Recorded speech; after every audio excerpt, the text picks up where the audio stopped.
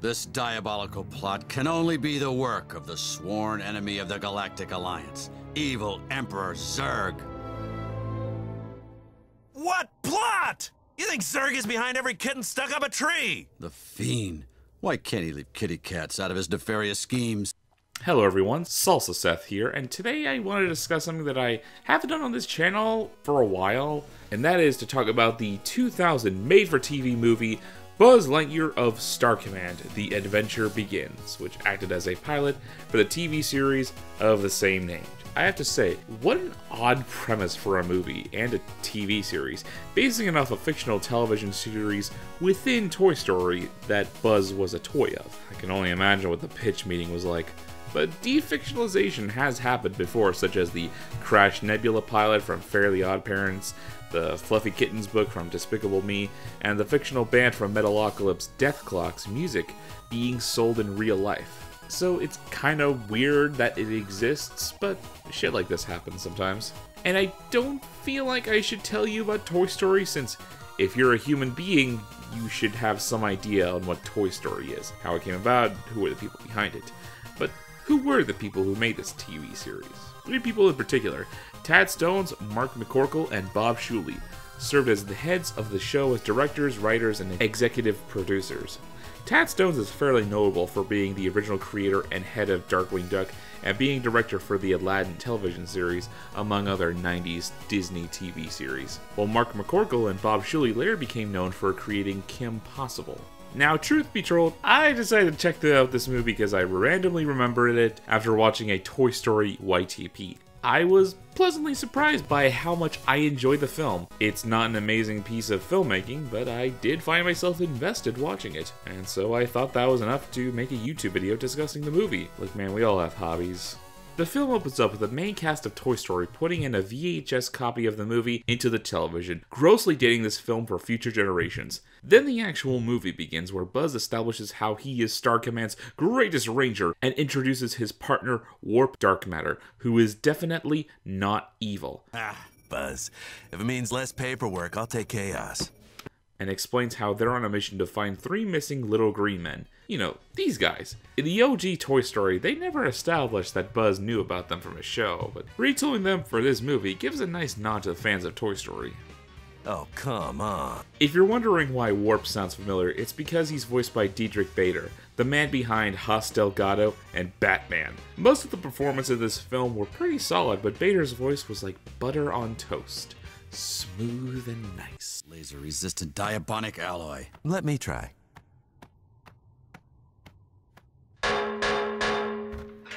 Yes? Buzz saves the captured LGM from Emperor Zurg and his graduates with honors from the Stormtrooper Academy, but thanks to the patented self-destruct button and some particularly bad luck, Warp is killed in the explosion. And in a surprisingly real scene, Buzz mourns the loss of his partner and vows to never endanger someone else's life by working alone. This movie gets kinda dark for how lighthearted the overall tone and plot is. Zurg has robbed the universe of a good man, my partner, my friend.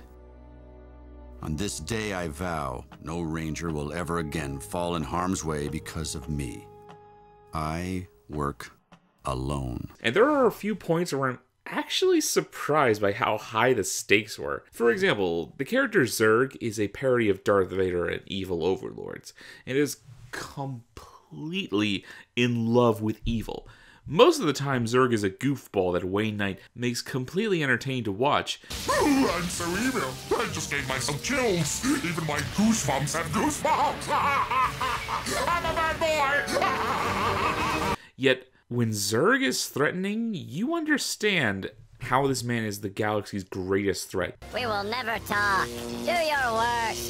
My plan exactly. Honestly, I think this is the strongest aspect of Buzz Lightyear as Star Command. Despite how hokey and lighthearted the film is, when things are taken seriously, they feel really serious. I get the vibe that While the film was made as both an homage and parody to toy-driven cartoons of the 80s, I feel it was made to be an evolution of those cartoons, where while the status quo sets everything in motion, things can be taken seriously. I also enjoy the use of foreshadowing, but that requires spoiling the movie. But if you care about spoilers, click the time right now. So, in what no one could have predicted, Warp is evil! And Agent Z. But if you pay attention, you'll notice early in the film, Zurg had no idea what the Unimind was. And while Buzz and Warp were infiltrating his base, Warp learns from Buzz about the Unimind. And then, a few scenes later, while Agent Z is being built, Zurg wants to know how they can capture the Unimind for evil. You might be wondering how Zurg suddenly knows about this until you put together that Warp told Zurg about the Unimind immediately after the base was destroyed. It's a pretty neat little bit of foreshadowing, even if the twist is obvious. I think foreshadowing can be nice, even if the twist leading up to it is painfully obvious. I don't know. The pacing of the movie is another strong suit of Star Command, as there isn't any downtime and new plot elements and characters are introduced and developed fairly good throughout. Everyone manages to get their own day in the spotlight, with Buzz learning to accept help from others, Booster becoming a Space Ranger, and XR having character flaws. So many character flaws. Okay, you know what? Let's just say amazing and leave it at that. I do feel like Mara didn't get too developed as a character, but she was still great to watch. But in my honest opinion, Emperor Zurg steals the show whenever he shows up. He accomplishes being both menacing to his enemies, henchmen, and the scenery he chooses. If you want something turned evil, turn it evil yourself. That's what Nana Zurg always used to say to me, and she was plenty evil. Wayne Knight did an amazing job filling this Emperor with ham. It's the way Zurg interacts with his henchmen. He obviously threatens their lives and such, but I also like how he just takes their suggestions seriously. It feels like an actual human element compared to shows like Transformers, where Megatron really didn't give a shit what the other Decepticons had to say. I don't know, it felt a little more real to me, and also funnier.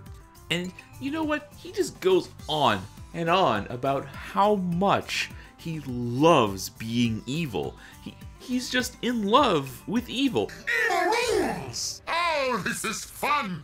The only canon ship in Buzz Lightyear Star Command is Zurg X Evil. Another nice touch is the amount of references to the Toy Story movies. The uncharted moon that Warp and Buzz land on looking for the LGM seems to be based on the planet Buzz lands on in the opening of Toy Story 2. And when Buzz and Zurg meet for the first time in the film, they go, "We meet again, Buzz Lightyear, for the last time." The animation overall was good. The animation was serviceable for a late 90s, early 2000s made-for-TV animated movie. There's nothing really to complain about, but nothing to praise, I guess. I guess one thing I could comment on is that it's kind of reminiscent of what Kim Possible might have been. In fact, Mira kind of reminds me of a proto-Kim Possible, and it might be the art style of Shuli and McCorkle. Now, the backgrounds were also really nice, especially during the attack on the LGM homeworld and the attack on Planet Zurg. I really felt they were very clever with the backgrounds and really knew what they were doing with action scenes. My only real issue is on the models on Buzz and the Space Rangers. When they're firing their lasers, it's like light is coming out of their wrists. Like there's nothing coming out of it. The light just shows up. It's weird. Buzz Lightyear of Star Command is something you should check out if you're a fan of the Toy Story franchise, or you're fond of 80s action cartoons and sci-fi fiction properties like Star Trek and Battlestar Galactica. And hey, if you're a fan of Babylon 5, Stephen Furst, the guy who plays Verkato, is the voice of Booster. I don't know if that has any real meaning to a Babylon 5 fan, since I barely know anything about that show, but that's a thing, I guess. And despite how much I like this movie, it really hasn't persuaded me to check out the rest of the show. Maybe I'll check out the movie at some point, but I'm not counting on it as there's other shows. However, that doesn't change the fact that I do think the show should get a new digital re-release, or hell, the whole thing should be put on DVD.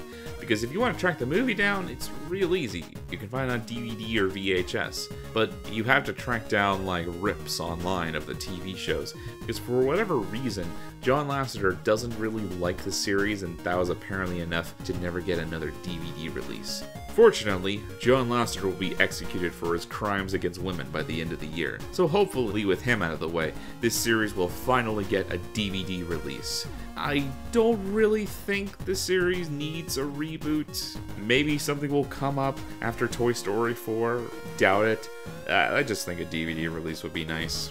Anyways, I hope you all enjoyed this. I enjoyed watching a movie and I felt like I wanted to talk about it, and I wanted to upload something to justify my monthly payment for Adobe Premiere.